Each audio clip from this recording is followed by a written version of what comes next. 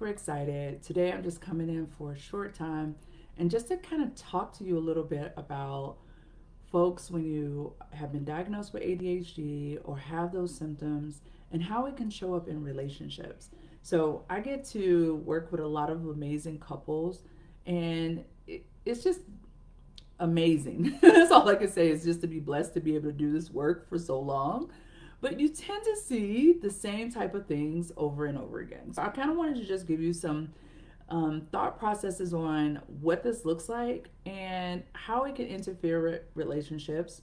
And also, so you can start thinking about ways to improve your relationships and make them better for you and for your partner. So, as we know, some of the things that we might see is a person who has ADHD may have trouble paying attention. And so, because they're not attentive to their partner, or maybe they're on their tablet, or they are sewing or doing a project while their partner is talking, or they're cooking, or moving around, or ironing, any of these things, their partner may get annoyed by that because they may feel like their person is not paying attention, when in fact what's really happening is the person with ADHD may need to move in order to attend. So that constant movement might be the way in which they now can hear and listen. So having good communication and understanding how your person is made up can help to diffuse a lot of conflicts. Another issue that comes up is the person with ADHD may have forgetfulness. Like they may forget an appointment that they set up with their partner, a date night or something like that. Or maybe they promised to do something around the home and they just never seem to get to it. So forgetfulness. We also see poor organizational skills. So they're just not able to organize things and carry through with things that they promise. And again, that could be really upsetting for the partner who feels like, oh my God, my person just never can pull it together. And lastly, a lot of impulsivity. So again, and this is not every person, so I'm just giving you some things. It could look so different for each person. And I definitely want to preface this video by saying each person is different, right? But impulsivity, so that could look like impulsively buying things, impulsively signing up for things, or impulsively blurting out or saying things that are inappropriate or were taken in a wrong way, right? Or hurtful. Again, because sometimes they don't always think about things that are coming out of their mouth before they come out. And that partner could see those things as vindictive or mean, or like I said, when it's impulsive spending, buying, or even like getting up in the middle of the night and they're going to do a project because, again, maybe they haven't actually put a plan together and the organizational skills are not there. So they kind of go with their own feeling of when to do things. Again, that could drive a partner crazy. Another one is poor emotional regulation. So it's very possible where when they're angry or they're upset, they just go from 1 to 100 really quickly because they haven't learned to regulate their emotions. And so again, that can, interfere with the relationship, especially if that's like anger outbursts or things like that. Like they tend to say exactly how they feel, right?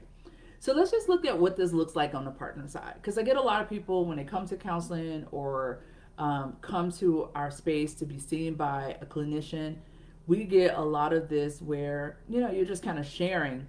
My partner doesn't understand me. They don't get it and so forth like that. But I want to share, what does it look like for the partner? The partner the one that is non-ADHD could feel overwhelmed. They could feel like they're the ones that have to come up with a plan for everything. They're the ones that have to keep up with the calendar. They're the ones that have to have the life system and the strategies so that life goes and flows for them. And that could feel like they have to manage an adult all the time, and that may not feel good. They may start to feel shamed by the way in which them and their partner communicate, because it may feel like it's not two adults in a relationship. A lot of frustration and exhaustion. So one of the things that we know for sure, let's just talk about some things and strategies that we can work on. One of the things that we know for sure is that if we can get good communication skills down, like getting the partner to understand about their partner's diagnosis, and then on the other end, the person who has the ADHD, for them to understand and create some new strategies so that they are contributing to the relationship in a good way.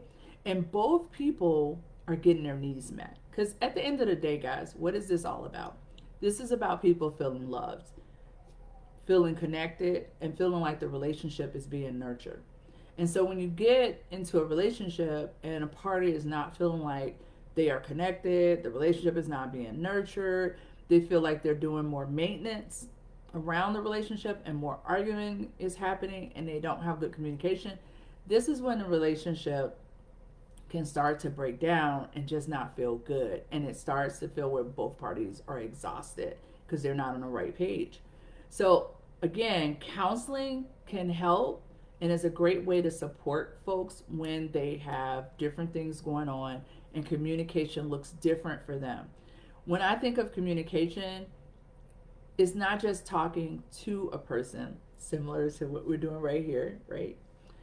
But it's also about listening, hearing, and then planning how we can do things better.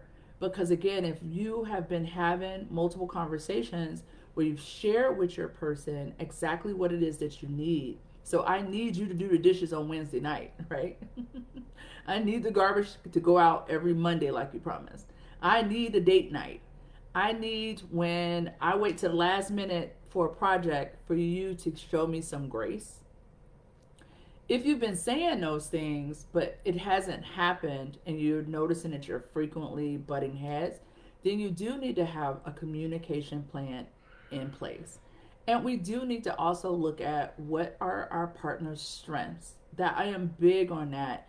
Not just saying, here's the deficits, let's fix the deficits, but what are my partner's strengths? What do they bring to the table? What was the thing that intrigues me about them, that wanted me to be with them in the first place? And then how do we activate those good things and balance off the things that we need to have balanced off so we can also do life together? That is so important. So that is all I have, guys. I just wanted to share with you these quick tips and thoughts around being in a relationship when one partner is ADHD. I also want to share with you, make sure you're taking care of yourself. If you're the person that has the ADHD, make sure you have a therapist that you're regularly talking to, a coach that you're regularly talking to, so that you can manage your own mental health and ensure that you're giving yourself grace. It's not going to go off perfectly each time. It definitely takes the brain a lot of tries in order to process differently and in order to learn new skills. And again, you may just be an adult just coming into this learning that you have this diagnosis. So you're learning new skills and new ways of being so that you do communicate well. So give yourself some grace. Absolutely. Now, I want to know what your questions are. What's some issues that you're having in your relationship right now? Or what's working well? Let me know. Go ahead down below the video, leave some comments. Let me know what's working for you and your partner, or some situations that you need worked out, right? Like you're still trying to figure out, so we can support you. Again, we are here at VisionWorks Counseling and Coaching, www.visionworkscoaching.com. If you're ready to talk to someone to get the support that you need, call us. We're here for you. All right, talk to you guys soon. Bye.